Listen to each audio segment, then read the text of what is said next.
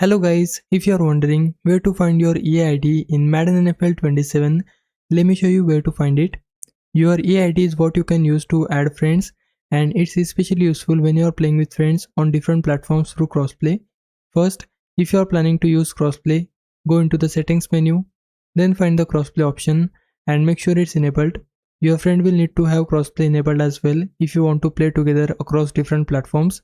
Once that's done, press the right stick or R3 on your controller to open EA Connect. From here, go to Player Search and you should be able to see your EA ID.